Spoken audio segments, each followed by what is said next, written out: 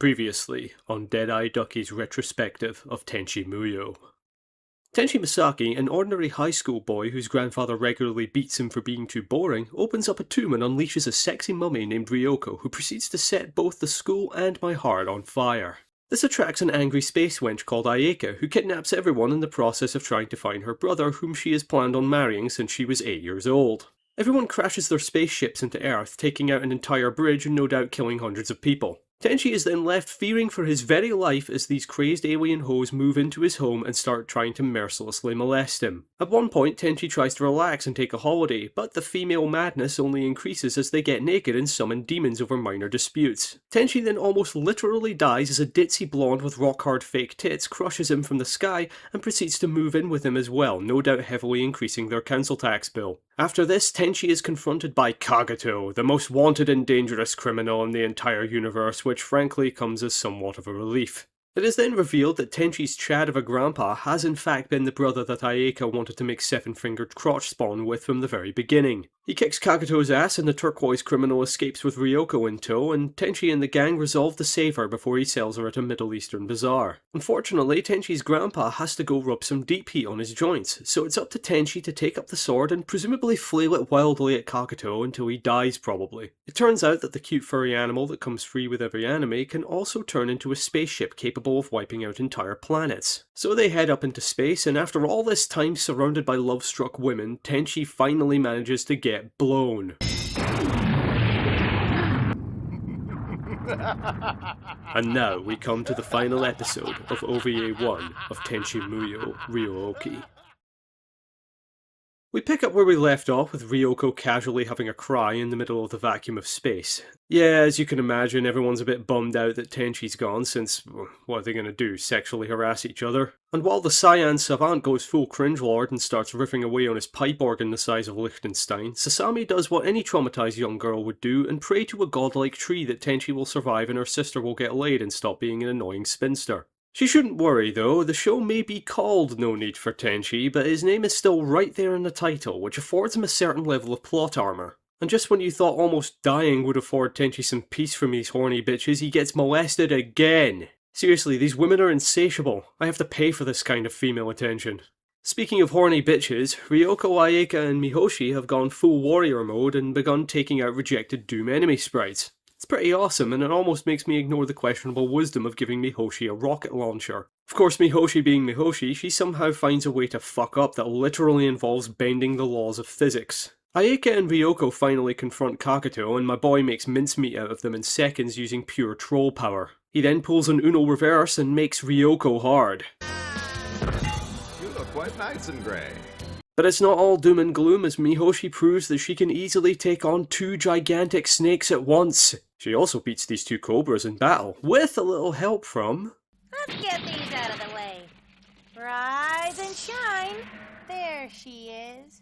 Now this girl's totally out of control, don't you agree, Mihoshi? the literal best girl of all time, and it's not even remotely close. Ladies and not-so-gentlemen, I present to you the greatest scientific genius in the universe, Washu Hakubi.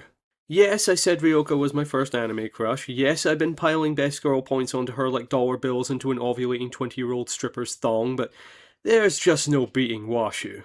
From the moment she steps into frame, she chews the scenery and takes control of the whole fucking anime. I'll even give her a pass for bluntly critiquing Ryoko's physique. Your body is sagging a bit. It also affects your visual psychological tactics. What are visual psychological tactics anyway?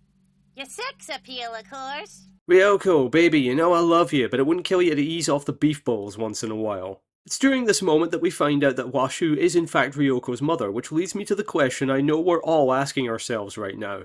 Mother-daughter OnlyFans when? I'm sorry, Ryoko. You were my first, my everything. I was a lonely Scottish boy with autism.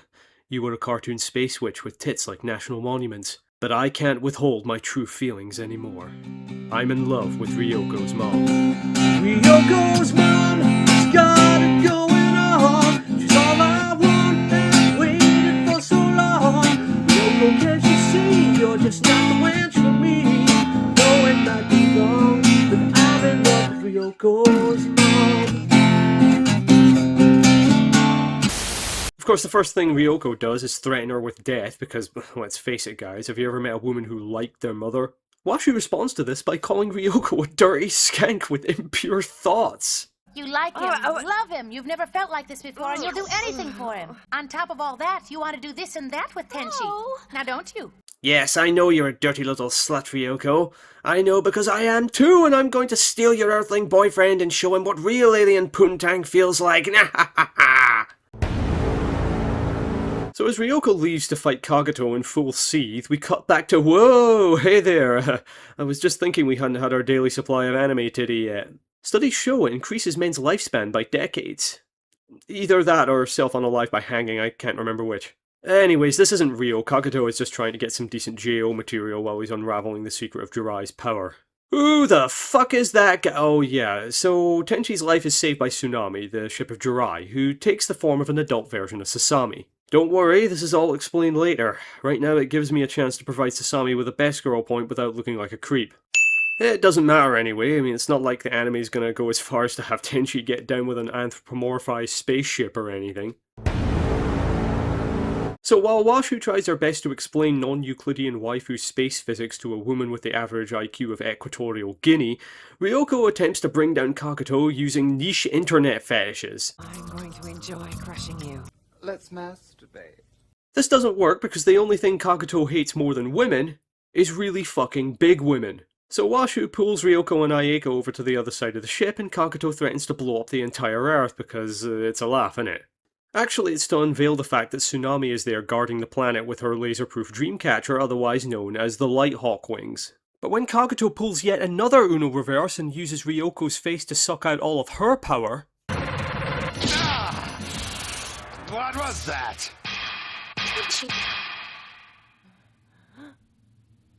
Are you real?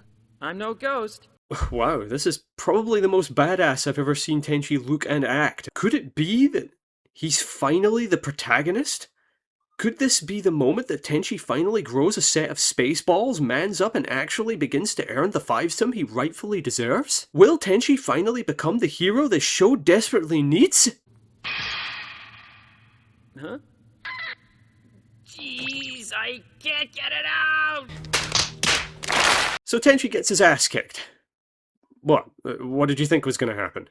Then Kagato extracts all the power from the gems, and naturally this means his hair grows exponentially. I'm starting to think anime magic is the Japanese equivalent of minoxidil. Well, it looks like Tenchi is about as successful as me on Tinder, and Tenchi admits as much. But then he remembers what Tsunami told him. As long as I have this sword, I can manage somehow. Listen. What? You're dumb as a mule and twice as ugly. If a strange man offers you a ride, I say, take it! Nah, I'm just kidding. She tells Tenchi he should trust in his own power and not the sword, and when a woman gives you advice on how to win a fight, goddammit you take it. The hotter she is, the better the advice. Luckily it works out, as Tenchi is able to generate the Light Hawk Wings, which turns him into... Not that there's anything wrong with that. No, of course not. Kagato is just as shocked as everyone else that Tenchi actually did something, and in his confusion ends up running directly into Tenchi's weird-looking sword. Tenchi. Same name as the master key. Well done, Tsunami. Splendid plan. Give one boy. Even in death, the man smirks. Absolutely based.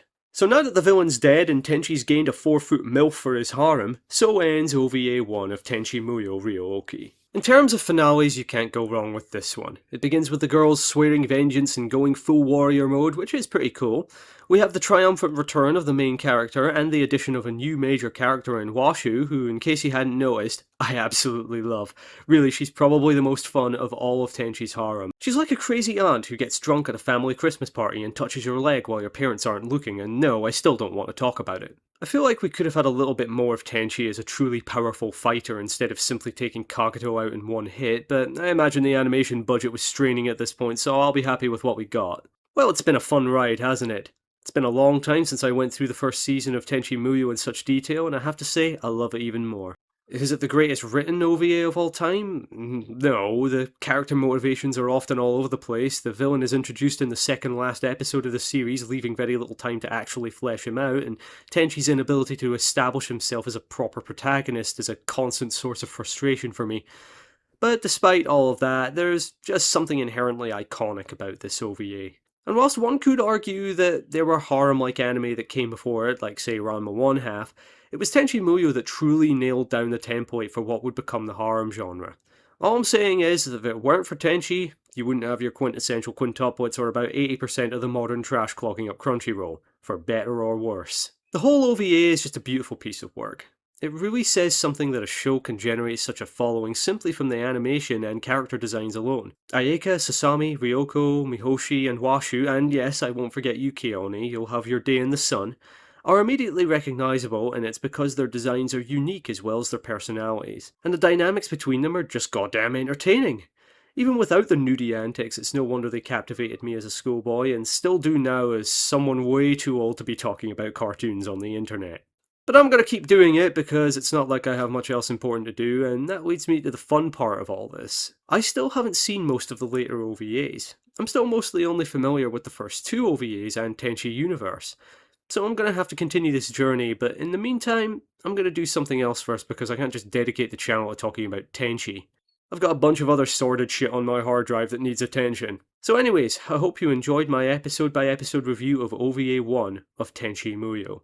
It took me a while, but I got there in the end. However, Tenchi himself is yet to reach his own climax, both figuratively and literally. Until we meet again, I am DeadEye, and may you ride the night to the morning sun.